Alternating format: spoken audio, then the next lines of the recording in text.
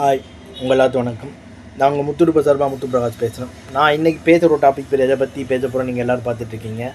நான் இன்றைக்கி பேசுகிற ஒரு டாபிக் பேர் ஒன் டே ஸ்பை இன் பாகிஸ்தான். இதான் இப்போ ரெண்டாக போயிட்டு இருக்குது. சரி, ஏன்டா அந்த ஒன் டே ஸ்பை இன் பாகிஸ்தான் போயிட்டே இருக்குது? நானும் நெட்டில் சர்ச் பண்ணி பார்த்தேன். அதுக்கெல்லாம் ஒரு விளைவு கிடச்சிது. துரந்தர், அதாவது 2 வாரங்களுக்கு முன் ரிலீஸான இந்த துரந்தர் இந்த படம், அதாவது ரன்வீர் கபூர் நடித்த இந்த படம் ஒரு மிகப்பெரிய ஒரு பேச்சும் பொருள் ஆகிட்டு இருக்குது. இதுக்கு பின்னால் என்ன இருக்குது? ஆக்சுவலாக இந்தியாவுடைய காந்தர் விமானத்தை வந்து நேபாளில் வந்து ஹைஜாக் பண்ணி தீவிரவாதியை கடத்துகிறாங்க. சிறையில் இருக்கக்கூடிய 3 தீவிரவாதி ரிலீஸ் பண்ணால் பேசஞ்சரை ரிலீஸ் பண்ணுவான்ட்டு ஒரு இது பண்ணுறாங்க.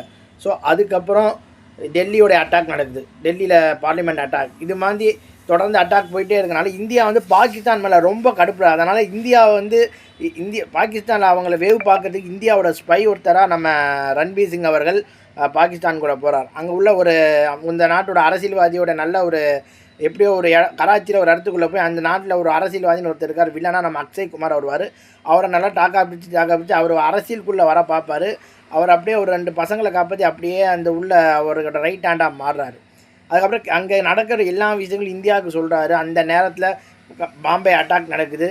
அதுக்கப்புறம் இந்தியாவில் வந்து பல போதைப் பொருளை அதுக்கப்புறம் கள்ள நோட்டுகளை வந்து இந்தியாவில் புழக்கத்தோட பார்க்குறாங்க. இதனால் இந்தியாவோட பொருளாதாரத்தை லாஸ் பண்ண அந்த அக்ஷய்குமார் என்கின்ற அந்த நபர் செய்கிறார். அந்த பாகிஸ்தான் அந்த அதில் ஒரு பெரிய தாதா வரக்கூடியவர் அதை வந்து எப்படி இது பண்ணுறாரு. அதுவும் இல்லாமல் இந்தியாவுக்கு எதிராக பாகிஸ்தான் செய்யக்கூடிய ஒவ்வொரு வேலையும் உளவுத்துறையாக வந்து 7 ஆண்டுகளாக வந்து அவர் இந்தியாவுக்கு அது உயிரை வந்து பணைய வச்சு அங்கே வந்து இந்தியாவுக்காக உளவுத்துறை வேலை பார்த்துருக்காரு. ரைட், ஓகே, இதுதான் படத்தோட கதையாச்சு. இதுக்கு என்னடா ஒன் டே இன் ஸ்பை இன் பாகிஸ்தான் இருக்குங்க, என்ன சம்மந்தம்னு கேட்பீங்க. ஒன்றும் கிடையாது. ஆக்சுவலாக நம்ம இந்தியாவுடைய தேசிய பாதுகாப்புத்துறையாக இருக்கிற அஜித் தோவால் அவரை பற்றி இந்த படம் சொல்கிறாங்க. ஏன்னா அவர் ஒரு பேட்டியில் சொல்கிறாங்க, நான் பாகிஸ்தானில் 7 வருஷம் இருந்தேன், இன்டர்கோல் ஒரு இந்தியன் ஸ்பையாக நான் வேலை பார்த்தேன். அதன் அடிப்படையில் வந்த படம் தான் துரந்தர்னு சொல்கிறாங்க. ஸோ இந்த படம் அவருடைய வாழ்க்கை வரலாறை பார்த்து தழுவு நம்ம வந்திருக்கு. ஏன்னா அவர் பாகிஸ்தானில் கராச்சிக்குள்ளே போகிறார். 1971 அந்த வருஷத்துக்குள்ளே போகிறாரு. இந்த வருஷமே எல்லாத்துக்கும் கரெக்டான தெரியல. ஏன்னா பாகிஸ்தானுக்கே அவருக்கு தெரியாது. ஏன்னா ரீசெண்டாக அவர் அண்மையில் கொடுத்த பேட்டியில் தான் சொல்கிறார், நான் பாகிஸ்தான் 7 வருஷம் இந்தியன் ஸ்பையாக ஒர்க் பண்ணியிருக்கேன்ட்டு. ஸோ அப்படி இருக்கிறப்ப அவர் உள்ளே போகிறாரு.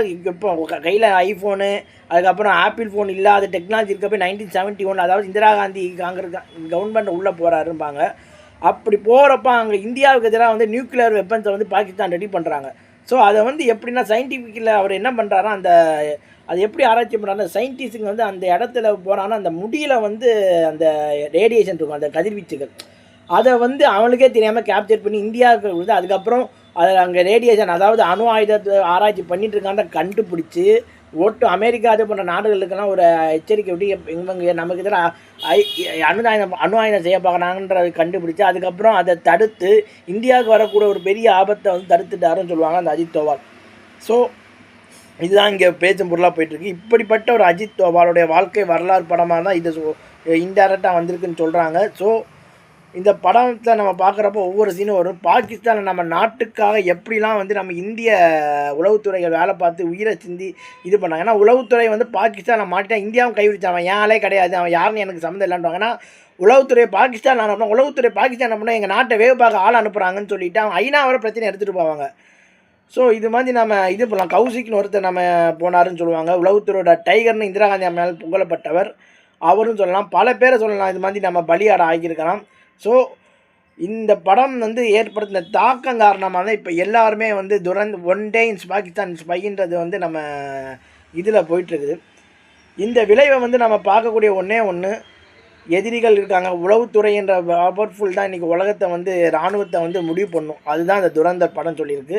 ஸோ அதை வச்சு தான் இப்போ நம்ம இது பண்ணிகிட்டு இருக்கிறாங்க. ஸோ கதையில் அதுக்கப்புறம் இப்படியே கண்டுபிடிச்சி அந்த வில்லனை வந்து நம்ம ரன்பீர் சிங் அவரை கொண்டு அக்ஷய்குமார் அதுக்கப்புறம் செகண்ட் பார்ட்டுக்காக வெயிட் பண்ணுறாங்க. அதுதான் படத்தோட இண்டா முடியுது இந்த படத்தில்.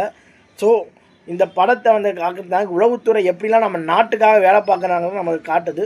ஸோ இந்த படத்தை வந்து நம்மளும் ஒரு தமிழில் டப்பிங் பண்ணி விடலை, சப்டைட்டில் இருந்தால் நம்மளும் பார்க்கலாம். ஒரு இந்தியனாக நம்ம இதை படம் பார்க்கலாம். ஏன்னா அப்போ தான் நம்ம இது தெரியும் எப்படிலாம் கஷ்டப்படுறாங்க அந்த விளைவை சொல்லியிருக்காருன்னு சொல்லணும். ரன்பீர் சிங் அவர்கள் அதாவது ஒரு உண்மையான ஒரு உளவுத்துறையாகவே வாழ்ந்திருக்காருன்னு சொல்லலாம். எப்படி நம்ம சுஷாந்த் டோனியோட வாழ்க்கையோட படத்தில் நடிக்கிறப்போ ஒரு டோனியாவே அவர் வாழ்ந்திருப்பார்.